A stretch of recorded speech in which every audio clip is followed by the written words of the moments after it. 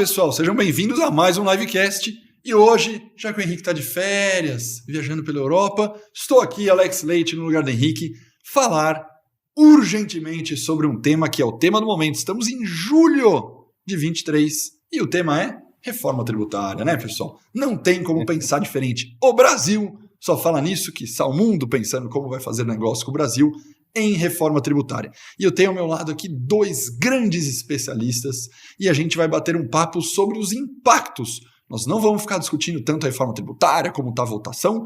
O nosso objetivo aqui é ajudar vocês aqui nas empresas, como que vocês vão estruturar essa transição e quais impactos, quais possibilidades de benefício até vocês podem ter aí na sua empresa. Beleza?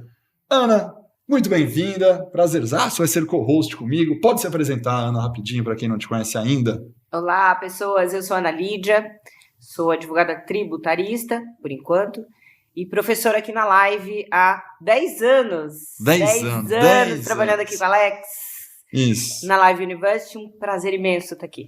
Muito que bom. Por enquanto é porque você acha que a profissão vai extinguir quando a reforma tributária é um dos completa? assuntos do nosso podcast. Você acha que a sua profissão vai extinguir? Eu não tenho essa pretensão toda. Cadu, Carlos Eduardo, pode se apresentar. Olá, eu sou o Carlos Eduardo Lopes, o Cadu. Eu sou gestor tributário há 23 anos.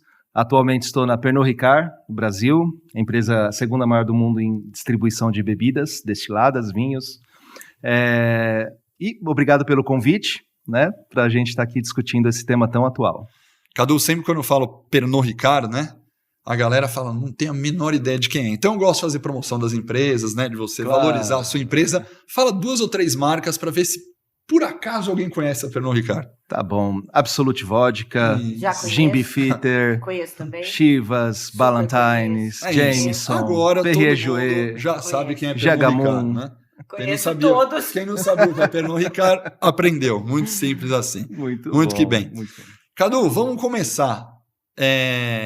Qual o grande impacto? Vamos falar por enquanto de Pernod, depois a gente até divide para falar dos setores, tá? Uhum. O que você já está vendo na Pernod Ricard? Falar qual o impacto? Como é que você vai fazer essa transição aí?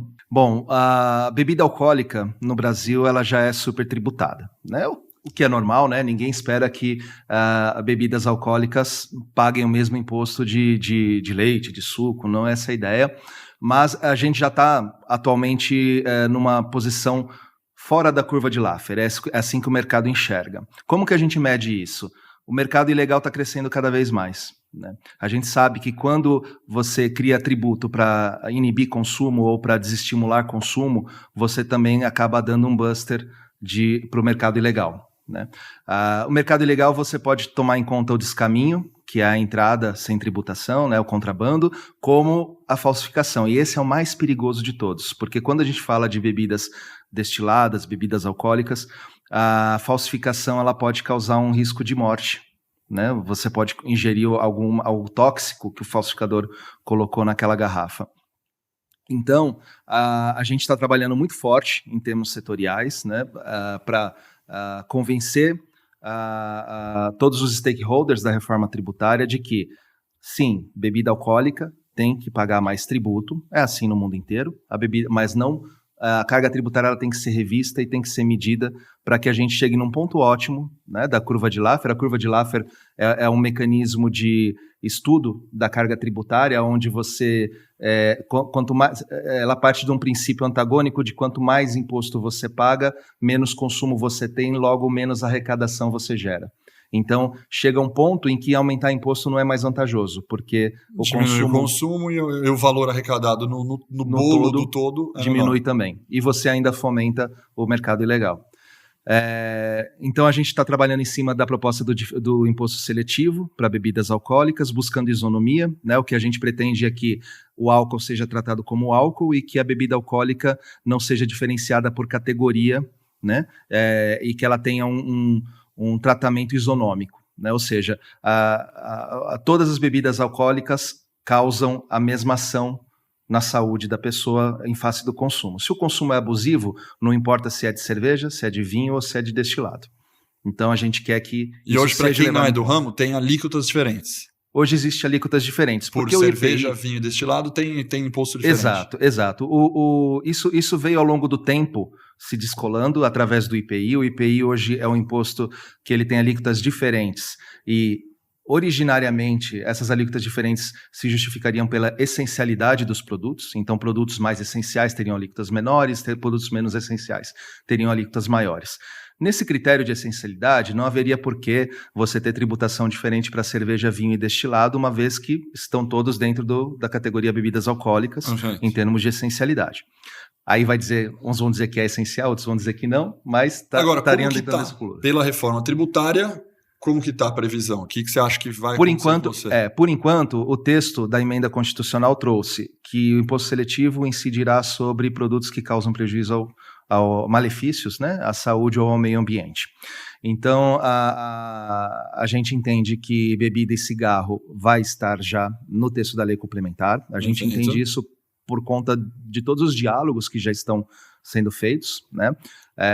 Porém, quando a gente fala em bebida alcoólica, a gente tem que levar em conta essa questão de categoria, né? Todas são bebida alcoólica, álcool é álcool, segundo a OMS. No Brasil, o mapa considera a bebida alcoólica acima de 0,5 graus gelo saque, que é aquele percentual ABV de graduação alcoólica. Então, a gente não teria por que tributariamente, né, tratá-las diferentes, sendo que a regulamentação dela para fins de Ministério da Agricultura e de Organização Mundial de Saúde é a mesma. Perfeito.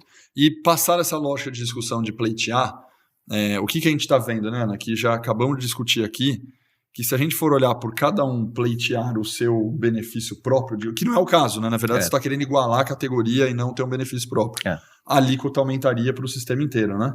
Para quem está dentro da nova reforma. Confere? Sim. No texto inicial da reforma não havia nenhuma exceção. Nenhuma. Uma alíquota média menor, o agronegócio pagaria um pouco mais, serviços pagariam um pouco mais, alguns pagariam um pouco menos, e na média...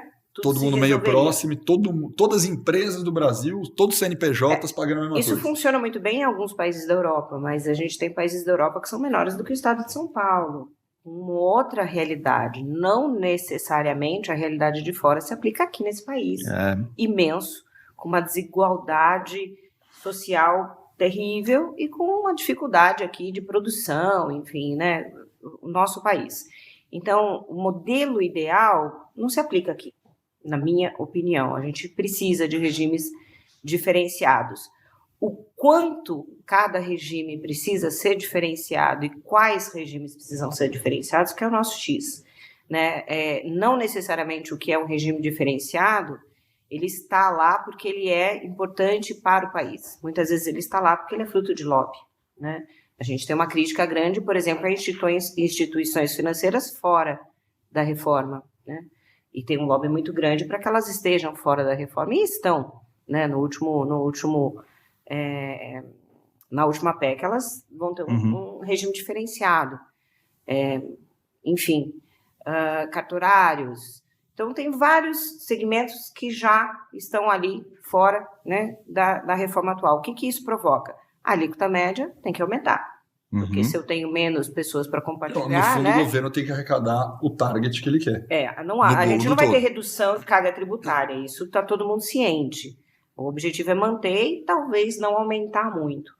Então, o cuidado importante é que se cada lobby provocar uma alteração, essa alíquota média só tende a subir, né? A OAB quer retirar os advogados da alíquota do CBS e do IBS. Bom, se retirar, sobra um pouco mais, e assim a gente não para mais. E corre o risco da gente nadar e morrer na praia, né?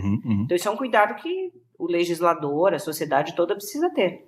Perfeito. Agora, Cadu, vamos partir do pressuposto, independente dessa discussão de igualar o vinho, né, com a cerveja, com o destilado, com o licor, com qualquer coisa do gênero. Só um ponto, essa é uma discussão pro imposto seletivo, tá? Em termos de IBS, a gente está todo mundo bem harmonizado de que a alíquota seria a única mesmo. É isso que eu ia falar. Porque, né, tirando essa discussão seletiva, no IBS, maravilha, vamos seguir com ele. Como que você já está imaginando, na prática agora, aí na Pernod Ricard, a implementação disso? Porque a gente sabe que isso aí vai ter uma fase de transição, certo? Aliás, não é uma pequena fase, né? É uma grande fase. Como que você já está tomando alguma iniciativa? Falou, já vou ligar para o pessoal que tem meus sistemas aqui, o pessoal da TI já está. Como que você está pensando nessa transição? Como que você imagina planejar a Pernod Ricard para trabalhar com 2 sistemas em paralelo? Bom, a gente ainda não está procurando sistema, fazendo nenhum benchmark de sistema, porque a gente ainda não tem nenhuma visibilidade do que vai ser proposto, né, em termos de compliance fiscal.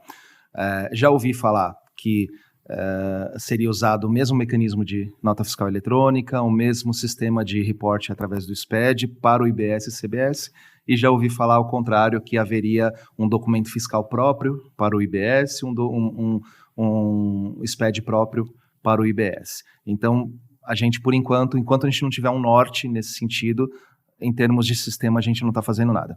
Em termos de planejamento estratégico, a gente já começou a fazer simulações. Mas não tem alíquota. Não tem alíquota, mas a gente tem alguns spoilers, né? A Receita Federal diz que nunca passaria de 30% as alíquotas duas juntas, né? Então, eu já fiz um estudo com 25%, fiz um estudo com 27%, fiz um estudo com 30%. Basicamente, o que eu levei em conta? O que eu contrato hoje, o que eu consumo em termos de serviço e produto, né? A carga tributária daquilo que eu tenho na nota fiscal desse fornecedor, né? Às vezes eu tenho ISS, PIS e COFINS, às vezes eu tenho ICMS, PIS e COFINS, ou ICMS, PIS e COFINS e IPI. Esses impostos, para mim, hoje são recuperáveis ou não são? Essa é a primeira análise que eu faço. Que é onde você toma o crédito, onde eu tomo crédito, onde eu não tomo crédito. Perfeito. Isso é uma análise que cada negócio faz, porque você tem conceitos, né, para que sejam tomados os créditos que variam de negócio para negócio. Uma vez feito isso, eu chego no que seria o valor que a gente chama de NIS, né? Net Invoiced Sales. Então, seria o valor líquido dos impostos, né? Ou seja, o valor que fica na mão do meu fornecedor. Esse valor, eu coloco a alíquota, então, por fora do IBS, a 24, a 27 ou a 30. Né? Então, eu tenho um novo valor de documento fiscal que eu vou receber desse meu fornecedor. Porém, diferente de antes, onde alguma coisa era crédito, outra não era, nesse caso tudo vai ser. Tudo que vier com IBS, né, não vai para o meu resultado como custo, vai lá para meu ativo na caixinha de impostos a recuperar. E vai ficar lá para eu poder usar ou para eu poder restituir na forma como fazer só uma pausa aqui, pensando mesmo no impacto da empresa. Vamos dar aquele exemplo bem tangível, né, percentual que fica fácil, mas a gente está te vendendo a 100, né? E aí, por exemplo, vai cobrar 27, vamos por 30 só para arredondar, vai para 130.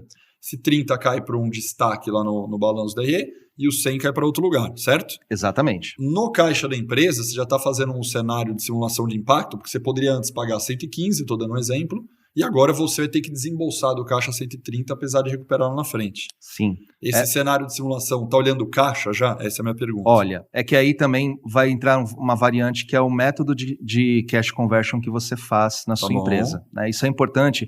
Eu sempre falo para o pessoal que eu discuto, que eu faço do aconselhamento e mentoria, que você tem que conhecer tanto a estratégia de cash como de P&L da sua empresa. Boa, isso é importantíssimo para o gestor tributário, porque às vezes a sua empresa está precisando de caixa e às vezes ela está precisando de P&L. Perfeito. Então você precisa estruturar o seu planejamento olhando para essas duas coisas.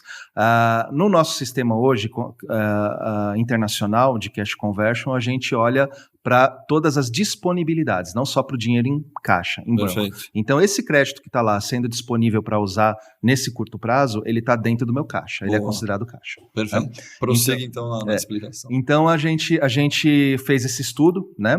E o que a gente percebeu? A gente percebeu que muitos impostos que eu estava pagando a nota do meu fornecedor eram cumulativos para mim. Mesmo eu sendo contribuinte do IPI, tem notas que aquele IPI do meu fornecedor não estava entrando como crédito porque não era ligado diretamente ao insumo produtivo. Em outras, eu sou contribuinte do ICMS, em algumas notas aquele ICMS não me dava direito a crédito porque ele não estava ligado ao sistema produtivo, eram bens de consumo, alguma outra coisa. E a gente percebeu que a hora que eu comparo o Net Invoiced Sale, o valor da nota do meu fornecedor, considerando que aquilo que eu tenho imposto, que eu não tomo crédito, que para mim é custo, e o fornecedor mantendo a mesma margem dele, ele vai só agregar um imposto que para mim vai ser 100% recuperável, aquele serviço passa a ser mais barato, ele passa a custar menos. Então, a gente viu uma otimização dentro da nossa cadeia de despesas, de custos e despesas, né, em função dessa possibilidade de eu antecipar na nota do meu fornecedor um imposto que é 100% recuperável, face à situação atual onde eu pago na nota dele muitas vezes um imposto que eu não me recupero, que vira custo. Aí dando exemplo tangível, vamos lá com o 100 de novo para ficar fácil a conta. Partindo do 100, o net invoice de sales de 100. Vamos pôr de 100. Aí pode ser propaganda e publicidade, advocacia, auditoria, contábil, auditoria, por aí vai. BPO, por aí vai. Contratou por 100, na verdade tem 15%, vamos arredondar um valor aqui, vai lá, você pagou 115, você gastou 115 e não subiu para a linha nada, você gastou 115. A boa parte dos escritórios hoje já mandam a proposta assim, o valor dos honorários é 100 mil, os impostos incidentes sobre faturamento serão acrescidos no momento do faturamento, então você recebe aquela nota de 115. Né? Hoje funciona assim. E o meu custo é 115. É 115, porque você pagou 115 e gastou nada à volta. Como vai vir? Ele vai me mandar aquela proposta falando, nossos honorários é 100, os impostos serão acrescidos no momento do faturamento. O imposto que vai ser acrescido, ele é por fora, ele segue uma metodologia igual à do IPI hoje, né? Ele não é composto dentro do preço. Então eu vou ter os 30% sobre os 100, 130. 130. Só que na hora de eu contabilizar, eu não vou mandar 115 para resultado como eu mandava antes, eu vou mandar 100 para resultado. Isso. 30 vai para imposto recuperar. Então, com todos esses serviços, propaganda e publicidade, auditoria, consultoria, advocacia... que você não abatia para pagar novos tributos. Treinamento corporativo, todos. Eu vou ter um custo menor, porque o imposto que o cara hoje coloca na nota me repassa e para mim é custo, vai passar a ser, embora uma alíquota maior, eu vou antecipar de fato mais. Por isso caixa, né? Caixa. Você aumenta a disponibilidade de caixa do momento, tira mais do caixa, mas no P&L e no caixa, depois de um ciclo, você melhora ele. Exatamente. No ciclo do cash conversion, isso não causa um impacto grande, né? Causaria... Até porque é no mês também, né? É no mês ou no mês seguinte, né? Causaria um impacto cash, esse aumento gigantesco de alíquota na antecipação desse pagamento na nota do fornecedor, se a gente não tivesse a previsão da restituição em 60 dias. Porque aí eu posso ter, de fato, negócios que venham, ainda mais se for para frente as alíquotas diferenciadas, né? Você pode ter um produto que o seu produto no final tem uma alíquota reduzida, mas você pagou um IBS cheio maior, na cadeia, você pode ter um saldo credor. Se não houvesse a questão da restituição em 60 dias, você poderia, de fato, ter um comprometimento de caixa, porque você ficaria acumulando crédito de IBS sem poder usar. Né? Mas eles conseguiram corrigir isso de uma forma inteligente, na minha opinião, que é a restituição imediata. Né? Eu acho que uma coisa importante para a gente acompanhar também é como que vai se dar no dia a dia isso. Né? Tem duas previsões na PEC, que o imposto seria recolhido pelo adquirente ou via liquidação bancária, né, no split payment, e talvez isso precise ser bem alinhado também por conta de efeito caixa. Exatamente. Né? Se eu preciso recolher de pronto o IBS, o CBS dos meus fornecedores versus meus clientes e o time disso, e se for liquidação bancária, né, você vai estar recolhendo realmente ali, você vai receber tudo pelo líquido, independente do prazo de pagamento do teu cliente. Né?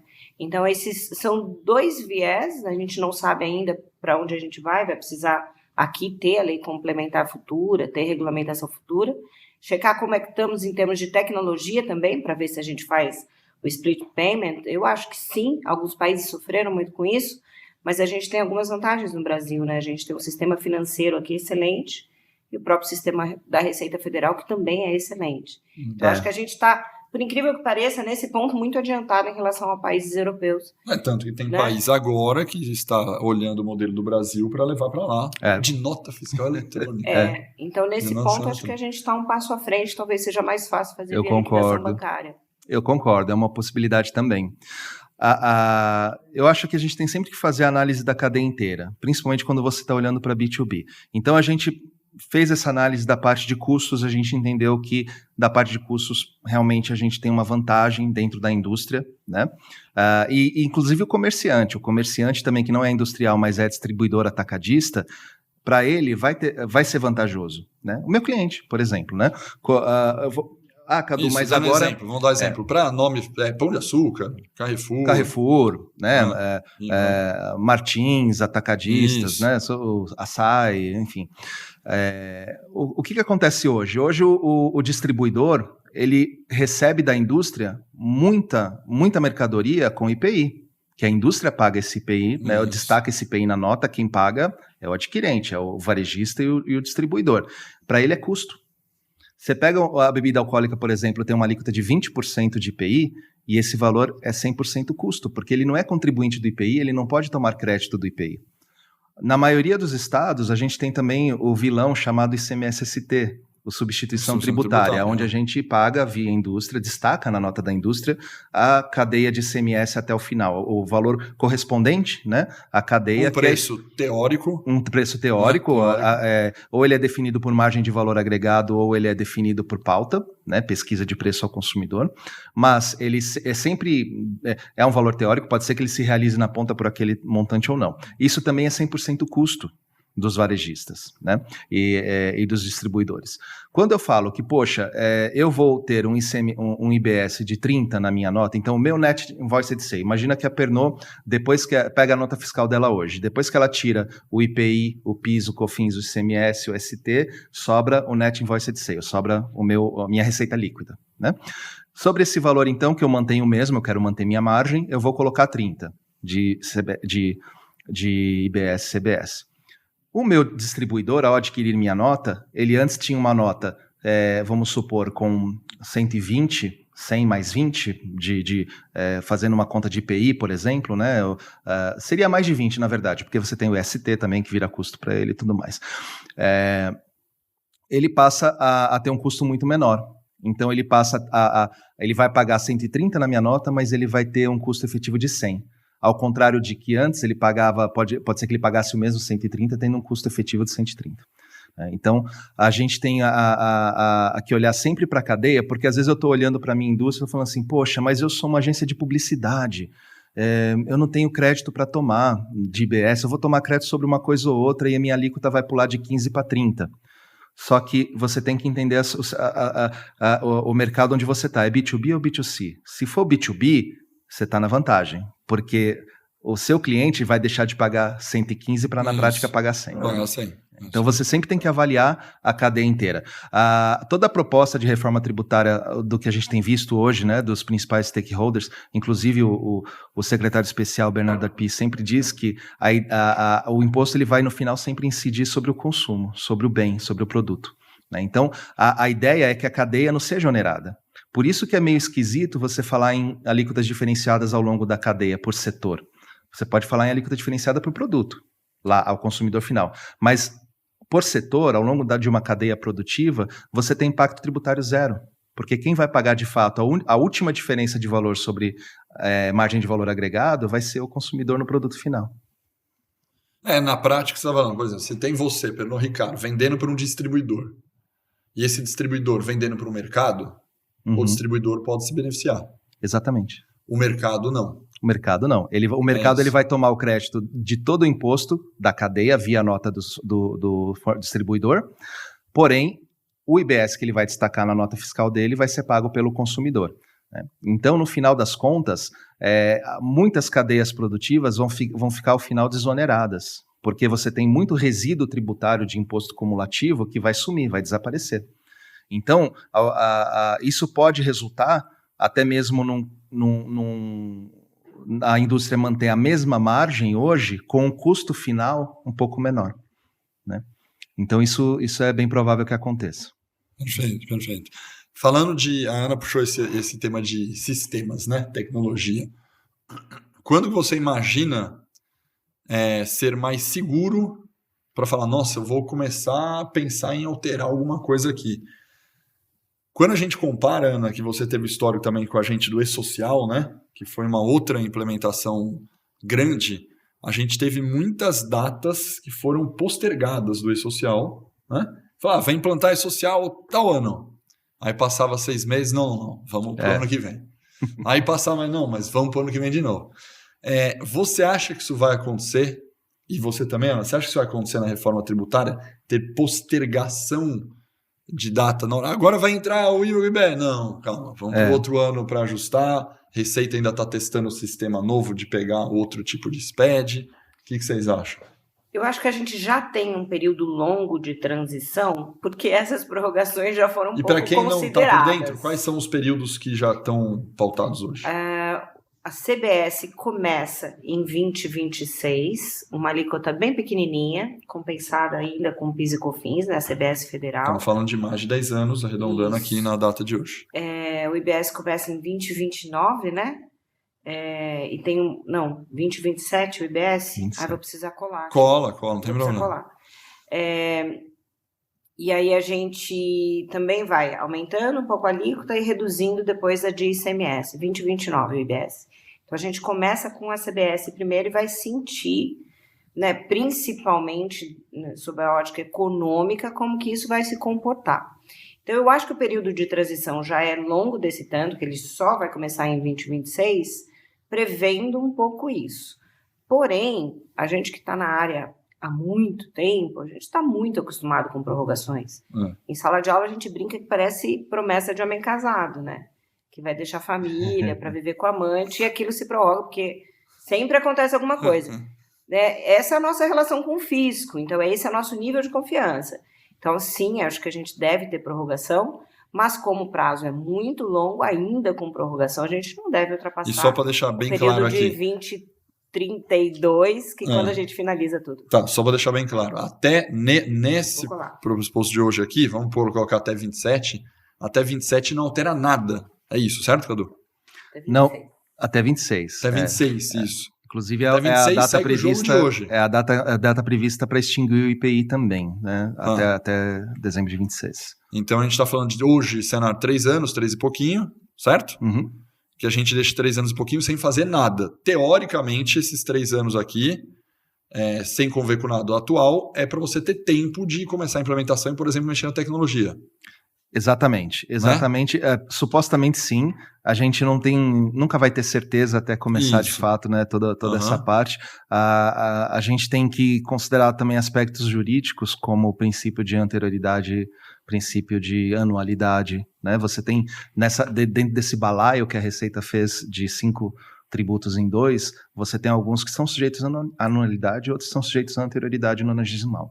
Então, isso também tem que ser levado em conta a partir do prazo de aprovação e de promulgação, né, do texto da emenda constitucional para que esses prazos passem a valer. Perfeito. E aí depois... Fiz minha cola aqui, Alex. E aí? Ó, gente, vocês olha isso aqui. Olha isso aí, não dá, né? Se decorar, eu ia te dar um presente. 2027. Você ia passar da curso de memorização, né? Agora e não mais de tributos. Não, ela ia para compor a CCJ, se já tivesse. Imagina, 2027, começa um pedacinho da CBS e um pedacinho do IBS. 2027. Tá? PIS e COFINS é mais radical, termina logo, né, em 2027, e ICMS termina lá mais perto de 2032. Por quê? O ICMS, a gente tem a questão dos incentivos fiscais. Então, não era tão simples extinguir o ICMS. Então, só recapitulando, começa a CBS no ano de 2026. E o começa com um percentual e vai ficar paralelo. É isso aí. Por um ano. PIS e COFINS. Beleza. Tá, então, PIS e COFINS, no ano de 2026, a gente vai pagar os dois, CBS e PIS e COFINS. Perfeito. 2027, acaba PIS e COFINS. Vai ficar só no final. O mesmo não vai acontecer com o ICMS. Então, a gente começa paralelo os dois em 2027, a gente continua com o ICMS por muito tempo ainda, por causa dos incentivos fiscais.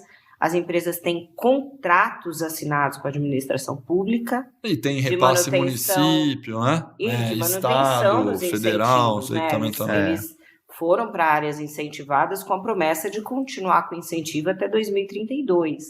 E aí não podia romper. Eu acho que se rompesse esse prazo, a reforma nem passava. Então, por isso que o ICMS demora mais para ser extinguido. É isso. Tá. E aí, Cadu, na prática, voltando à pergunta lá, quando que você imagina? Vamos supor que não alterem as datas, tá bom? O que você imagina? Você já tem uma ideia de falar, nossa, quanto tempo vou demorar para ajustar o sistema? Será que vai ser 6 meses? Será que vai ser 1 ano? Eu já tenho conversado com muito player de tecnologia, e hoje, positivamente no Brasil, que a Ana falou que a gente já está avançado, a gente já está com um uso muito forte de algoritmo, de inteligência artificial, de coisa que a gente chama de low code, né? Ou no code. O que é isso? É você programar as coisas sem muita codificação. Conversando com os players, eles acham que vai ser muito mais rápido essa reprogramação e ajuste na tecnologia hoje do que foi programar a primeira versão do sistema tributário 20 anos atrás. Então, teoricamente, uma metodologia ágil de implementação de projeto, com a tecnologia mais pronta, com inteligência artificial, me parece que o prazo, né, de fazer esse ajuste, se fosse há 20 anos atrás, nossa, 1 ano e meio, 2 de programação. Me parece que ele é mais curto agora. Eu concordo e eu trago mais um fator. A simplificação da proposta de reforma tributária. Porque no fundo é mais simples. Mais simples. Então, hoje, eu passei há 2 anos e meio atrás, eu passei por uma troca de RP fiscal. Foi um projeto que demorou, acho que de 9 a 12 meses, mais ou menos. Que já é ótimo, né? Se pensar. Mas assim, para você avaliar cálculos complexos, como o ICMS-ST de cada estado, alíquotas variadas, NCMs, CFLP de entrada e de saída. Então você tem uma matriz tributária super complexa para desenvolver e testar. Para um modelo onde você vai ter uma matriz tributária mais simples, porque você teoricamente vai ter uma única operação sujeita a um único tributo, né? Independente de para qual estado, eu acredito que o prazo de implementação deva ser também muito mais rápido. Fala. Uma pergunta. Os dados do SPED, eles são usados pela Receita Federal, mas eles são usados pelo governo como um todo. Né? Então, análise de NCM, de CFLP. O SPED, ele faz uma leitura da economia incrível, porque tem todas as notas fiscais, todas as operações jurídicas codificadas e todos os produtos codificados. Apesar da reforma tributária, a gente segue daí com CFOP e NCM, eu acho difícil eles abrirem mão disso. Eu acho que não precisa abrir mão, né? Eu acho que o CFOP e o NCM, ele te dá uma leitura estatística, né, do produto consumido, do serviço prestado. No caso de serviço não se usa, né, o NCM e o CFOP, mas você tem o Código de Serviço da Lei Complementar 116. Então, isso não precisaria mudar, na minha opinião. Né? O documento fiscal que você terá que emitir, pode pedir essas informações, eu não vejo grande problema. Mas não vai ser usado mais. Mas, não, acho que para fins estatísticos ele não vai ser usado para fins tributários. Tributários, provavelmente não. Provavelmente não será tributário. Mas você tem coisas na nossa legislação tributária que a gente chama de apêndices, né? Que eles sobram, de mudanças de tempos em tempos, sobra alguma coisa. Vou te dar um exemplo. Bebida alcoólica importada vem com selo. E você chama isso de quê? Selo do IPI. Está escrito, selo do IPI. Porque até novembro de 2015, o IPI era pago por garrafa. Ele era um imposto ad rem, era um valor fixo, tinha uma tabela, você enquadrava o seu produto naquela tabela e pagava aquele imposto por garrafa. Então, na compra do selo, você pagava o imposto. E uma vez selada, aquela garrafa estava com o IPI pago. De dezembro de 15 para cá, mudou, a sistemática do IPI passou a ser ad valorem, ou seja, que nem o PIS, o COFINS e o ICMS, né? Ele incide sobre o valor do preço da nota, você toma o crédito do IPI na importação, então ele continua não cumulativo, porém ele ganhou uma cadeia. Só que o selo de controle continua sendo exigido, porque existe um decreto lá da década de 70 que não foi revogado e que exige o selo, ou seja, ele não controla mais a arrecadação, mas ele continua sendo exigido porque ninguém revocou o decreto. E vai ter que fazer enquanto não revogar. E a gente pensa, já buscamos, né, junto à Receita Federal, alguma alternativa para isso, mas é todo um sistema, né, conectado. Você tem Receita da Casa da Moeda ligada ao selo que é feito de papel moeda, é produzido pela Casa da Moeda, a Receita Federal tem toda uma estrutura nas delegacias para esse controle e tal. Então você tem que fazer uma mudança regimental muito grande, né, para mudar. Não é só revogar um decreto. Então a gente fala, bom, para que serve? Para nada. Mas e o falsificador? Não é legal você comprar uma garrafinha com selo, você saber que é original? Ele faz um melhor ainda. A gente pega nas apreensões que a gente faz de produto falsificado, sem brincadeira, as gráficas conseguem imitar com uma tamanha perfeição que você não percebe. Nossa, que interessante. Sabe que eu sempre tive essa dúvida? Eu vejo esse selo, falo, mas por que ainda tem esse selo? Não mudaram nem o nome, ele chama, se você olhar, ele chama selo do IPI, mas não tem mais nada a ver com o IPI. Nossa, daqui a pouco vai ter convite dos alcoólatras anônimos para ver depois do podcast, né? Não é sempre. Agora, voltando à questão da tecnologia, só para dar uma resposta objetiva, com isso que a gente acabou de discutir aqui, me parece, então, no cenário que, por exemplo, 23, 24, 25, na tua cabeça hoje, respondendo pelo cenário de hoje, você não vai nem pensar em mexer em sistema. Não. Não, né? É isso, né? É isso.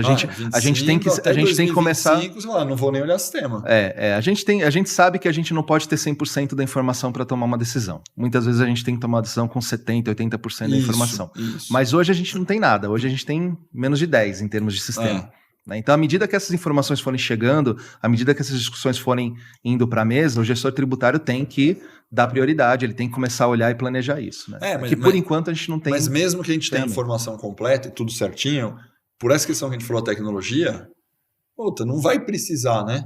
Você não vai arriscar, você não vai arriscar, falar, nossa, vamos supor que vai dar daqui um ano, julho de 24, cara, tá tudo certo. Você fala, não vou mexer agora em julho de 24, vou mexer em julho de 25. Vai tudo depender dos prazos e vai tudo depender das exigências, né? Mas é mais simples. O ponto vai levar menos tempo? Vai. Algumas empresas hoje que já trabalham com SAP, por exemplo, vão precisar de menos customização, porque o SAP ele é todo customizado para o Brasil, né? Em cima de compliance tributário. A Oracle também, a gente trabalha com J.D. Edwards, é bem customizado.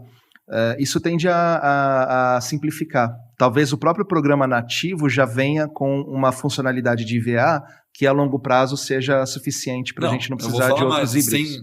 O motivo aqui não é longe de ser propaganda, eu estou falando por conhecimento de causa que eu tive em conta, tive na SAP, palestrei lá recentemente. A SAP desenvolveu um negócio chamado BTP, né? Para quem é SAP, é um Business Transformation lá, que você consegue encaixar, integrar coisas sem fazer programação com código. Nós chamamos BTP na SAP. E ela já está com parcerias com players tributários, que o player tributário conecta com esse BTP de maneira muito rápida. Então, um negócio que hoje você não tem no seu sistema tributário, você consegue conectar em 2, 3 meses. E está muito mais rápido. Você já viu isso aí ou não? Não. Para quem tem SAP, fica a dica de olhar lá junto com o player tributário. Então, você tem um player tributário que, por exemplo, tem um motor de cálculo melhor do que o motor de cálculo da SAP, o que é natural.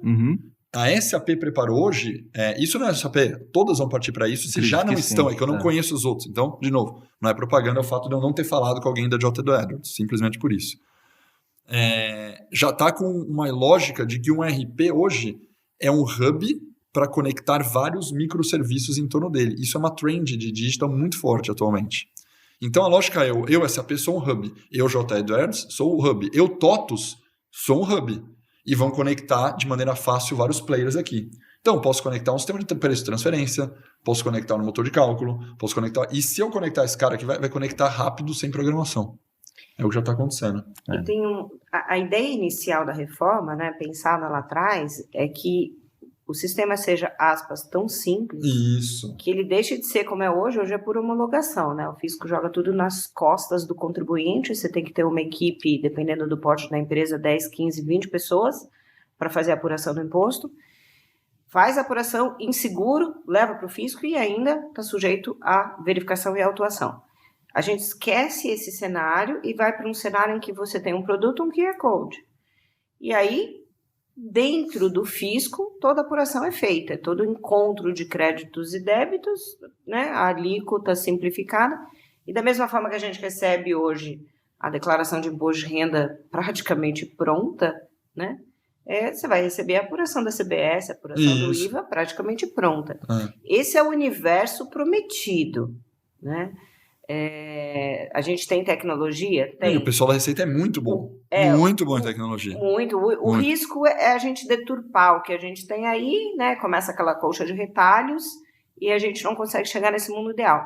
Mas caso a gente chegue no mundo ideal, a gente deixa de ter apuração. A gente deixa de ter fechamento, né? E essa vida como é hoje. Perfeito. E aí é muito simples, né?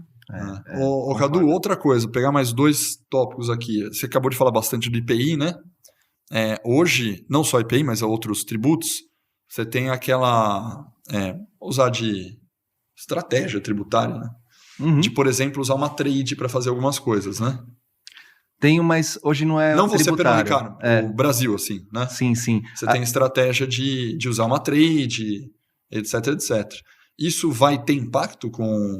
Essa estratégia da trading, ela acabou morrendo em fevereiro, quando o Supremo Tribunal Federal relativizou a coisa julgada. né? O que acontecia até então? Isso era boa parte do mercado importador, que importava para revender, passou a procurar algumas trading companies que tinham uma decisão transitada em julgado e que não destacavam o IPI na saída para os seus clientes encomendantes. Então, essas trading companies ofereciam essa vantagem tributária, né? Porque o encomendante, né, o importador por encomenda ou conta e ordem, ele assumia, né, entre aspas, que estou recebendo sem IPI, logo não posso pagar o IPI na minha revenda, porque senão estou recompondo a cadeia sem nenhuma cumulatividade. O IPI é um imposto não cumulativo, né? Então eu preciso tomar crédito para que eu possa destacar na minha saída. Então criou-se essa tese, né? Essa tese ela não foi bem aceita pelo fisco, já esperávamos por isso. Então existe solução de consulta da Receita Federal dizendo o contrário, falando, olha, a previsão do encomendante está no CTN, está no regulamento do IPI e independente de você tomar crédito ou não, você tem que pagar na saída. Porém, as empresas continuaram se defendendo, né, sustentando essa tese, até que o STF, em fevereiro, julgou um caso onde o mérito era em cima de contribuição social sobre o lucro, porém envolvia uma questão muito sensível, que era a coisa julgada. Essas tradings, elas tinham decisões transitadas em julgado, direito adquirido. E que teoricamente, seria perpétuo. Em julgado é perpétuo. Ponto, seria perpétuo. Não é isso, Ana? Era. Não é isso, Ana? Era até fevereiro. Direito, Era até fevereiro. Aí, como no Brasil nem o passado é certo, né? Então o STF disse o seguinte, basicamente, olha, a coisa julgada, ela não vale se aquele tema foi julgado posteriormente pelo tribunal, pela Suprema Corte, em caráter de controle concentrado. O controle concentrado é quando somente o STF pode julgar aquele tema. Tá? Embora ele possa ter sido julgado pelo STJ, pode, mas com controle difuso. Então, ele vai para esses casos em que o STF julgou, e eram casos constitucionais, onde o controle concentrado era deles, a decisão do STF prevalece em cima da coisa julgada anterior de tribunais inferiores. Então, essa relativização da coisa julgada... mais um detalhe só, sobre fatos de caráter repetitivo, né? Ou seja, se eu estou julgando, se eu tenho uma coisa julgada para algo que o evento ocorreu uma vez só e nunca mais, uma herança que eu recebi, por exemplo, então, aquilo lá eu não perco, mesmo que julgassem depois. Agora, quando é algo repetitivo como imposto, por exemplo, que todo mês eu pago e todo mundo paga, vale a decisão da Suprema Corte sobre isso. E eles não modularam. Essa foi a grande surpresa. Todo mundo esperava que a relativização viria, porque dentro de um princípio de isonomia não faz muito sentido, né, meia dúzia de empresas não pagar e outras centenas pagarem. Isso. Porém, a gente entendia que eles iriam modular, né, falar, olha, tudo bem, essa regra não existia antes, essa regra agora é nova, mas vai valer daqui para frente. Mas eles não modularam. Então, vale a partir da data da decisão em que o STF se manifestou naquele tema com controle concentrado.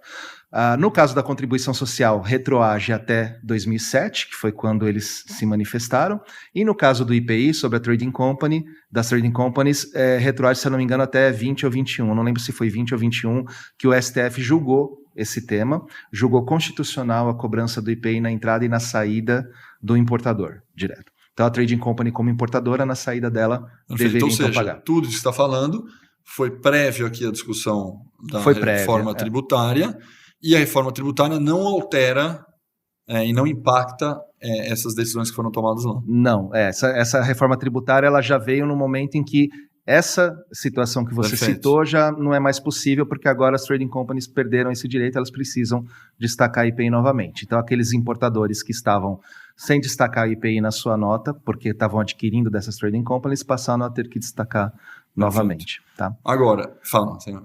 Não, eu só ia dizer que não é o caso da Pernod, porque a Pernod sempre destacou. O IPI, a Pernod nunca fez essa estratégia de corte. Tem a gente falou de tecnologia, a gente falou de caixa, a gente falou que muda no destaque, como vocês vão ter. E aí a pauta SD hoje é um negócio forte, e no Brasil é muito maluco, porque a gente tem uma inversão de valores, não só pelo SD, como pelo custo de transporte, custo de locomoção, etc, emissão de CO2.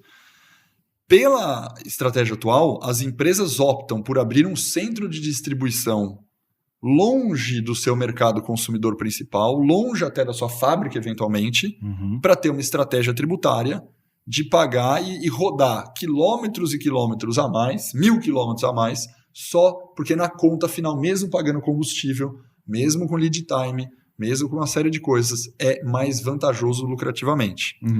Com a reforma tributária, isso gera um impacto direto, acredito, nessa estratégia de você ter centro de distribuição longe, Exatamente. Porque você vai poder puxar o centro de distribuição perto do seu mercado consumidor, perto da sua fábrica, porque o tributo não vai variar. Exatamente. Confere isso, certo, Ana e Cadu? Confere. O prazo para que isso termine é 2032. E eu tenho uma opinião, assim, eu tenho uma preocupação, não uma opinião, em relação a isso. Tá. Eu não vejo com maus olhos o benefício fiscal em si. Eu acho que ele sempre foi uma forma, uma solução, não a melhor, nunca a melhor, mas era o que tinha para o momento, né? O Espírito Santo jamais teria se desenvolvido se não fosse o Fundap. Pernambuco e algumas regiões se desenvolveram muito. Manaus não seria a Zona Franca de Manaus, que ainda é um capítulo à parte. Né? Que tem a floresta amazônica. Se não fosse esses benefícios fiscais locais de ir para lá.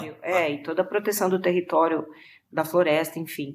Então, foi uma solução que deu certo e ajudou, ok? E por que foi preciso fazer isso? Porque a gente nunca teve uma política justa, né, de olhar o país com essa diversidade toda e deixar alguma coisa equilibrada, né? Então, a gente está tirando essa solução que não é a melhor, concordo, causa um monte de distorção, né? Traz o custo para o contribuinte, que tem que ter maior frete, etc., em troca desse benefício fiscal. E o meio ambiente, essa administração, né? Estou destacando o meio ambiente porque é CO2 pra caramba. Exato, né? E essa administração toda. Mas, se a gente não tiver em paralelo alguma política efetiva para de ajudar esses municípios que precisam, né, dessa país, movimentação, né, comercial, né? A gente vai ter um problema, a gente vai aumentar ainda mais o problema de desigualdade social que a gente tem. Perfeito. Então, assim, é uma preocupação que eu tenho, muito embora eu acho realmente que o benefício fiscal distorceu não só a logística, mas toda a parte ambiental, enfim, concordo nesse ponto, mas me preocupa. É um trade-off sempre, né?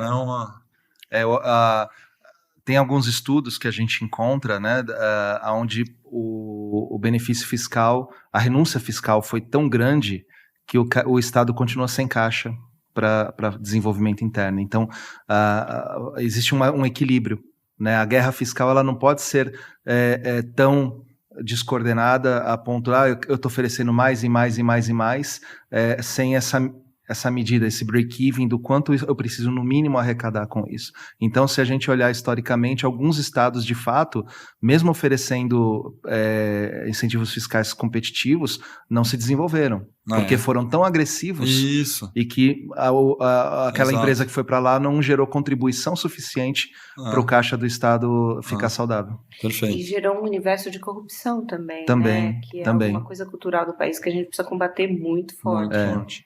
E aí, Cadu, nessa lógica, o que a gente falou que tecnologia você vê mais para frente, o impacto vai ver mais para frente.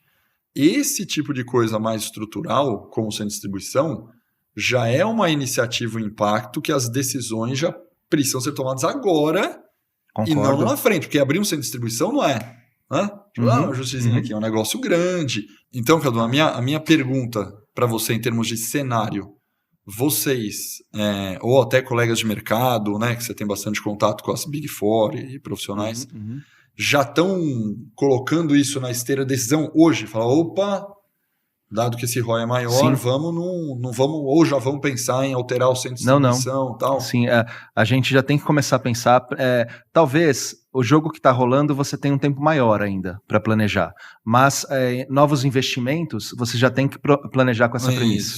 Então, se eu vou abrir um centro fabril ou um centro de distribuição, eu preciso levar em conta que o cenário tributário que eu tenho hoje está em mudança. E isso, eu não posso tratar isso como uma forma perene. Eu tenho que planejar com aquilo que eu vou ter no futuro. É isso aí. No fundo, o cenário exige uma leitura de regra nova. De regra nova. Pode ser que dê ROI você abrir temporariamente aqui até chegar nesse prazo, mas acho que não vai dar, né? Porque são coisas grandes, né?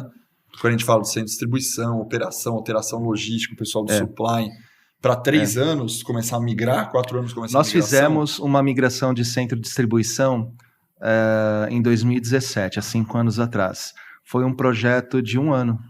Desde o momento da identificação, porque você também tem, não é só você, como você falou, não é só você abrir o centro de distribuição, você tem toda a questão de transferência da carteira de clientes, e tem cliente que ainda vai te devolver, se tiver devolução, vai devolver no antigo, você tem todo um período em que você convive com os dois ao mesmo tempo. A operação de supply é maluca, porque você tem tudo, a gente vai falar de pessoas agora, você tem a parte de pessoas, né? Até contratar no novo local, porque o cara daqui pode não querer migrar de cidade para outra cidade. Então você não vai ter o mesmo profissional trabalhando nos 2 lugares.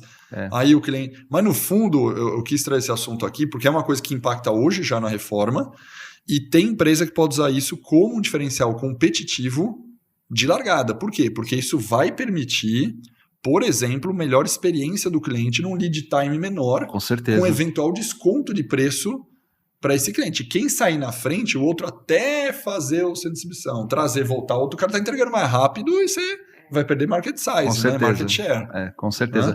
Hoje, desculpa, Lídia. Interessante, eu participei de vários projetos de logística fazendo análise tributária.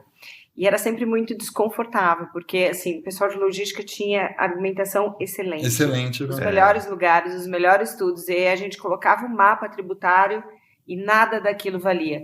Eu escutei várias vezes eles comentando, meu Deus, tudo que eu estudei tanto isso jogo fora. E não serve para nada. O que nós vamos fazer lá naquele estado que não faz nenhum sentido? E a economia tributária pagava o projeto como um todo. É isso. Né? E esse cenário vai mudar totalmente. Boa. E para fechar o nosso bate-papo aqui de impactos, temos impactos em profissionais? Você acha que vai impactar a profissão? Você acha que a simplificação total vai fazer... Bom, vou até juntar o bolo aqui, porque não dá para separar. A simplificação do tributo mais a transformação digital, com inteligência artificial, RPA, Parará, vai ameaçar os profissionais de tributários? Vai ficar tudo muito simples? O robô faz tudo a partir de agora? Porque vai ficar fácil? Eu acho que sim. Eu acho que o cenário vai mudar bastante, né? Eu acho que por muito tempo toda essa complexidade alimentou um mercado de facilidades, né? De consultoria, de sistemas, de apoio, né? Que talvez não seja mais tão relevante em alguns pontos. Acho que isso faz parte de profissões, de qualquer profissão, né? Eu me lembro, acho que foi em 2012, quando o Estadão fechou a gráfica e não tinha mais jornal de papel e demitiu num dia 2.600 jornalistas. E muitos jornalistas tiveram que se reinventar. Então, acho que muitos tributaristas, consultores, principalmente o pessoal que trabalha sistema, vai precisar se reinventar. Né? Eu não acredito que a gente chegue num nível de simplicidade tão excelente que dispense, né, algum apoio, porque é Brasil. Eu não é que eu não acredito, eu dou 99%, eu aposto 99% do meu dinheiro que isso não irá acontecer. Porque é Brasil. Porém, a gente tem algumas empresas muito segmentadas. Por exemplo, você tem muitas empresas de recuperação de créditos. Então, assim, o objeto social dessa empresa vai deixar de existir. Então, alguma coisa precisa ser feita. Eu preciso buscar novos mercados, novas atividades. Então, sim, é hora de analisar também. Quem trabalha com consultoria, prestação de serviço, com sistemas, com softwares, tem que começar a se reanalisar. Cadu, vou dar um cenário para você. Não é da Pernod Ricard, é o Cadu empresário agora, beleza ou não? Cadu empresário tem o mesmo volume de faturamento e de notas fiscais emitidas por mês. Daqui a 10 anos, você, Cadu, limitada, você imagina que você vai ter menos ou o número de pessoas igual de headcount como necessidade no teu time? Bom, se eu tiver o mesmo volume de faturamento, de margem, eu diria que eu posso vir a ter o mesmo número de pessoas, tá? Por quê? Porque hoje eu enxergo muitas vezes a área fiscal subaproveitada, no sentido de que o analista gasta muito mais tempo com burocracia e com dificuldades operacionais, técnicas, do que ele gastaria com análise propriamente em suporte ao business. Perfeito. Então, se hoje, é claro, se eu tenho uma queda na margem de contribuição, né, o meu net sales, o meu custo variam de tal forma que a minha margem de contribuição cai, isso reflete em custo de estrutura. Independente de eu ter mais ou menos complexidade, eu vou precisar trabalhar o custo de estrutura. Agora, se eu tenho o meu negócio crescendo e eu tenho a oportunidade de ter aquele analista que não precisa mais gastar tanto tempo com a burocracia do compliance fiscal, olhando para oportunidades dentro da área financeira, tributária, jurídica tributária, né? O tributário, ele meio que tangencia ali, né, o jurídico, o financeiro e o operacional, né? Você tem ali a parte onde essas áreas se encostam, né? Tem uma intersecção. Eu acho que o profissional agora ele precisa olhar para o que ele tem de bagagem e o que ele precisa ter de bagagem dentro desse contexto. Então, poxa, o compliance tributário ficou mais simples, né? Poxa, mas eu tenho como ampliar o meu conhecimento para fora do compliance tributário. Eu posso olhar mais para a estratégia tributária, eu posso olhar mais para o jurídico tributário, eu posso olhar mais para pricing, para SNOP, né? O negócio da empresa ele continua vivo, ele continua crescendo. Então, eu acho que o grande talento agora vai ser o learnability. Se o profissional se ele tiver consciência e vontade de expandir o conhecimento dele ao longo desse período de transição, ao final do período de transição ele vai estar garantido. Eu concordo com a tua visão de futuro, concordo com o learnability, mas é um cenário hipotético aqui, só não concordo com o número de pessoas. Eu vou explicar o meu raciocínio, que, de novo, é uma opinião. Sim. Sem embasamento nenhum, porque a gente está falando de uma futurologia absurda aqui. Primeiro que eu acho que o número de atividades vão diminuir pela transformação digital e mais a simplificação do negócio. Você diminui o número de atividades, sobra mais tempo a ser estratégico. Estou contigo, acho que isso faz sentido. Mas mesmo assim, ser estratégico não tem tantas atividades quanto o volume que a gente faz hoje muito operacional. Isso é um ponto. O segundo ponto mais interessante é o seguinte, que eu tenho discutido muito. Vamos pensar que numa equipe tradicional, vamos usar essa palavra, numa área tributária, a gente tem, por exemplo, eventualmente um head, um diretor, mas a gente vai ter um gerente, um coordenador, um analista e um assistente. O fato é que, nessa tradição, esse assistente ele não consegue ainda ser estratégico. Então, talvez você gaste, invista o valor que você paga de salário, talvez não diminua. Vou dar um exemplo. Vou dar um exemplo bem, a folha salarial do meu time é de 500 mil. Estou inventando o valor aqui. Uhum. Talvez você gaste os mesmos 500 mil. Só que você vai ter menos assistente e mais analista sênior. E mais um cara com uma carreira em Y para o cara fazer essa parte de estratégia. Então, o que hoje você tem assistente com atividade operacional, o número de headcounts, nessa minha lógica, ele diminui. Vou inventar de novo, de 15 pessoas para 10, só que são pessoas mais caras que são mais hábeis para fazer essa parte estratégica. Mas você gasta o mesmo 500 mil que eu inventei aqui. Esse é meu raciocínio. É uma possibilidade também, mas eu acho que os dois cenários eles podem existir. Eu acho que os dois cenários podem existir. O ponto também que a gente tem que levar em conta é que a gente está falando de uma reforma em cima do tributo indireto, né, do tributo sobre o faturamento. Isso. E você tem toda uma seara tributária envolvendo tributos diretos, transações internacionais, customs, né, a parte de importação e exportação, você tem a parte de litígio.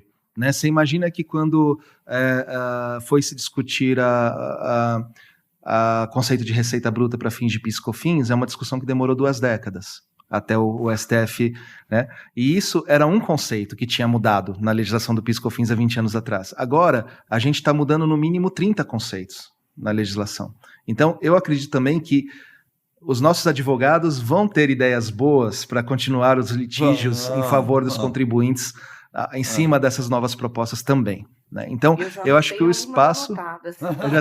Você já está traçando as suas, Ana. Então, eu acredito assim, que a área tributária ela vai continuar forte. O que você precisa só ter uma consciência de que você precisa aprender. Você precisa... Eu acho que vai continuar forte. Isso que eu falei, Ana, eu acho que vai continuar fortíssima. Exatamente. Toda a parte de M&A. Né? Só que vai exigir uma maturidade e um pensamento mais estratégico, pensamento crítico, exatamente, muito maior do que é hoje. Para mim, esse é o grande diferencial que a gente vai ter aqui. Exatamente. Vai ter que aumentar pensamento crítico, vai ter que aumentar conhecimento profundo, vai ter que aumentar visão sistêmica, de entender a empresa, onde que eu tenho ganho no business, que hoje você está na operação, exatamente, isso vai diminuir. Eu acho de novo, imagina. Em alguns segmentos, a gente tem pessoas que operam hoje com burocracia. Talvez isso mude de cenário. Por exemplo, a gente foi dar aula pela live numa empresa gigante e no treinamento, as pessoas se apresentando, 2 pessoas eram responsáveis. Todo dia a pessoa fazia isso.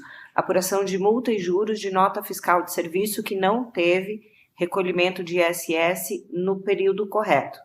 Porque eram inúmeras e elas não chegavam em tempo. Então, a empresa precisou contratar 2 pessoas que passam o dia inteiro calculando multa e juros e recolhendo dessas notas. E essas 2 pessoas não vão mais ter função.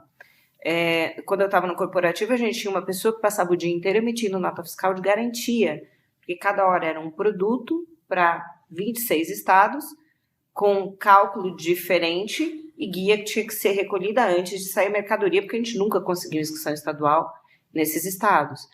Então, essa pessoa também não teria mais função. Então, alguns cargos que foram criados por causa dessa burocracia maluca tributária, eles não teriam mais razão de existir, né?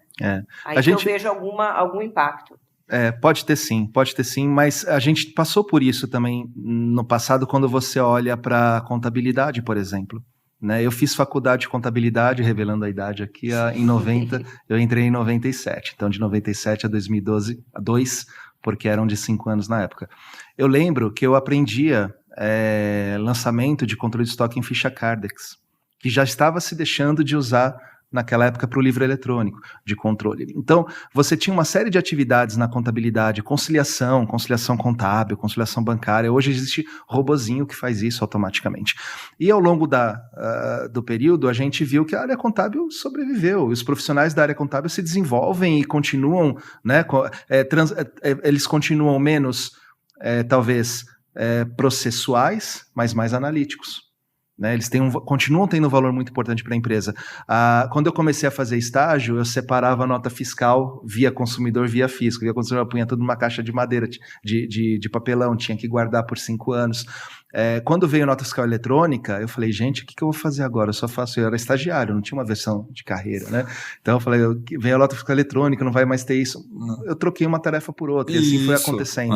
Então, a gente tem na área financeira, né, esses exemplos, na área operacional também, acho que qualquer área você percebe que as mudanças vêm em termos de simplificação, de automação, mas o profissional que se preocupa com o seu desenvolvimento, o profissional que busca o aprendizado, que busca a atualização, ele sempre está inserido.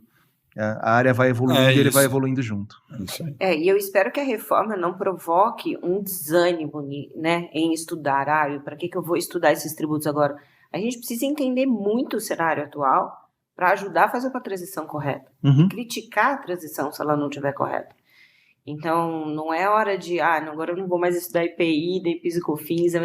Não, agora que a gente precisa mesmo entender ao máximo para ajudar nessa transição, né? Para entender o resquício, para ver o que pode ficar, né? É hora de arregaçar mais a manga. É isso aí. Né? Posso contar uma ironia para vocês? Lógico. O primeiro cursinho que eu fiz após o colegial era de biológicas, porque eu queria prestar medicina. E sabe por que eu desisti? Eu mudei depois para exatas, na metade para frente, porque todo mundo falava que médico tinha que estudar a vida inteira. E olha onde eu vim parar na carreira. Pior do que o médico. É uma grande ironia.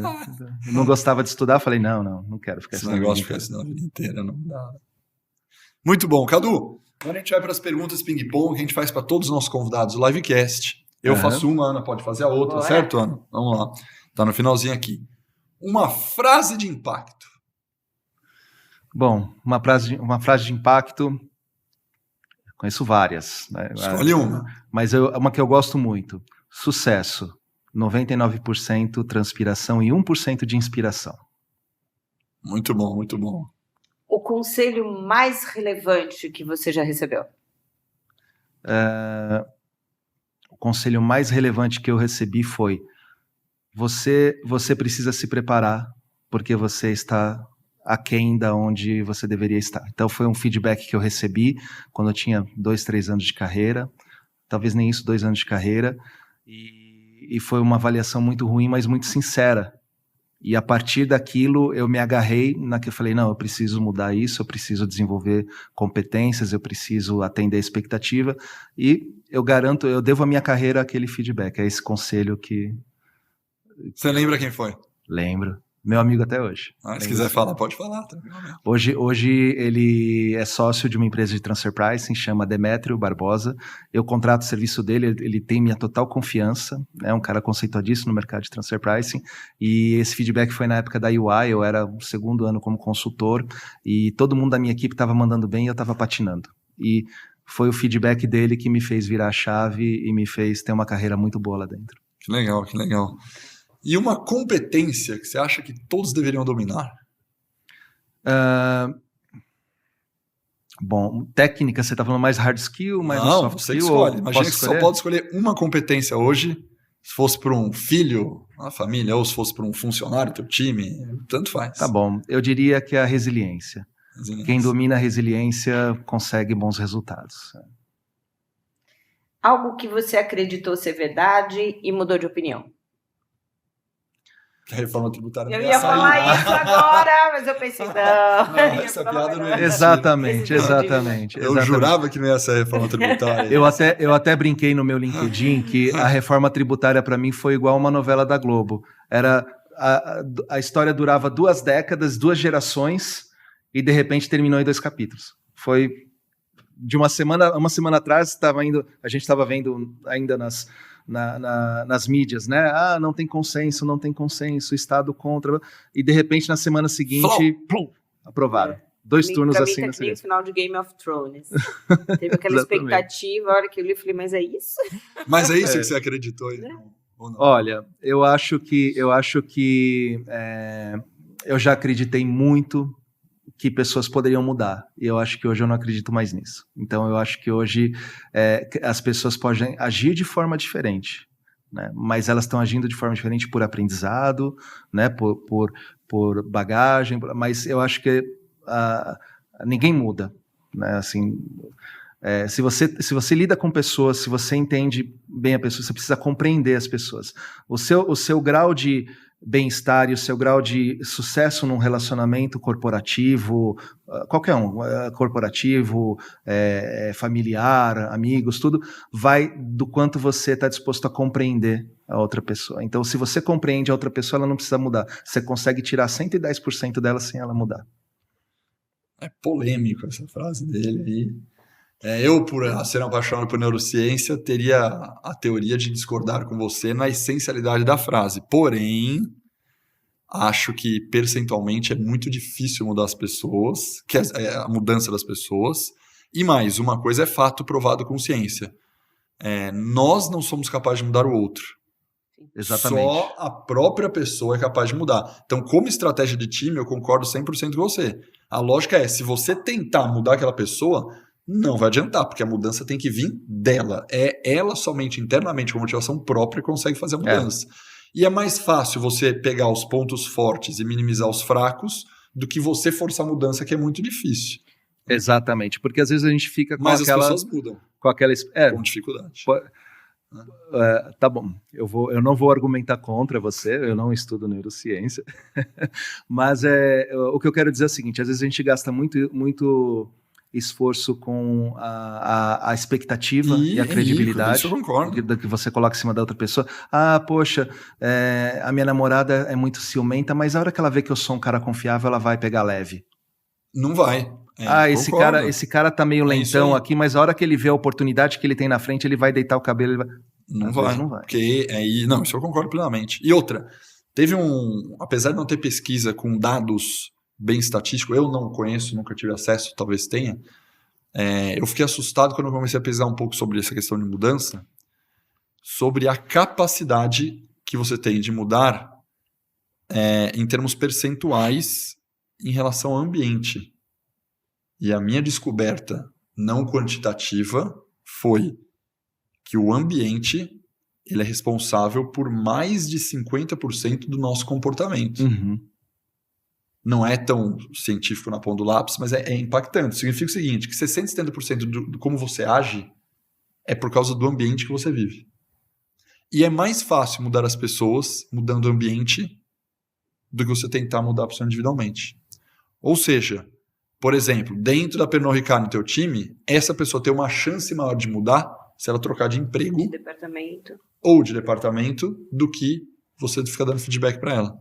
Porque a mudança do ambiente é mais relativa. A gente se comporta de acordo com a tribo, de acordo com o ambiente, de acordo com as pessoas. A gente pega o comportamento dos nossos pais. Por isso que tem uma grande razão no que você está falando. Porque a gente se comporta igual a gente aprendeu com os nossos pais durante anos. Como é que eu mudo um comportamento de 18, 19, 20, 25 anos que eu convivi com meus pais, atuando daquela maneira naquele ambiente, agora eu tenho que reaprender? É possível, isso é uma neuroplasticidade. Mas o ambiente, ele molda 60%, 70%. Concordo. Concordo. E dentro do empreendedorismo, você percebe que filhos de empreendedores se tornam empreendedores. Lógico, porque é o ambiente. Eles não cresceram com aquela falácia do bom emprego, né? Que os nossos pais falam, não, você tem que estudar para ter um bom emprego. O filho do empreendedor, ele não estuda para ter um bom emprego. Ele é criado para empreender também. Natural, porque você está no ambiente que você está vivendo. E isso vale para tudo na vida. Atividade física, bebida alcoólica, tudo. Tudo influencia drasticamente. E é bacana a gente ter essa percepção, porque se você vai fazer diferente, né? Eu sou filho de CLT e agora, né, a grande parte da minha vida fui empreendedora. E aí você entende que algumas das suas, aspas, limitações, né? Eu não gosto de crenças limitantes, mindset, eu não gosto dessas palavras. Mas que você entende que muito do que está te barrando vem de muita coisa que você precisa trabalhar. É isso, né? Natural. Por isso que é tão difícil mudar. Exatamente.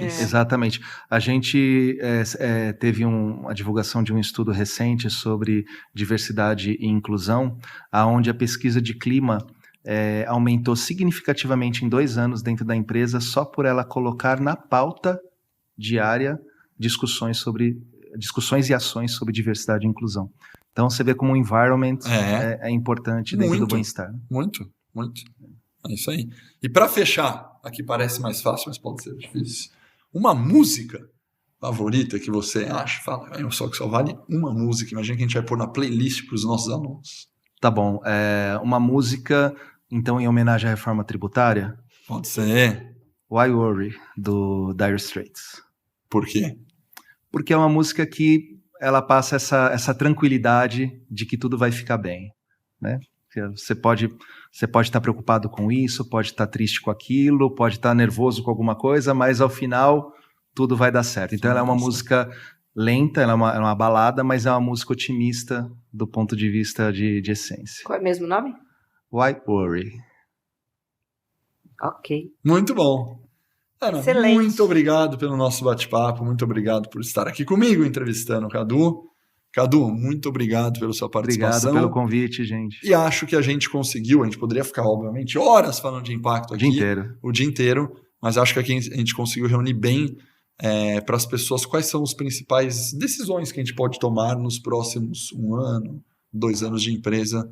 Eu acho que vai ajudar muita gente. Maravilha. Excelente, obrigada. Estamos juntos. Pessoal, quem gostou, compartilhe. E como vocês perceberam, não foi um podcast, um livecast gravado para só pessoas da área tributária. Isso vai ajudar muito empresário, isso vai ajudar muito tomador de decisão de finanças, CFO, diretores de marketing, de supply. Então, compartilhe com toda a galera da empresa, porque isso aqui é para o corporate, é para a sua vida e não para um profissional tributário apenas. Beleza? Um abraço e até o próximo livecast.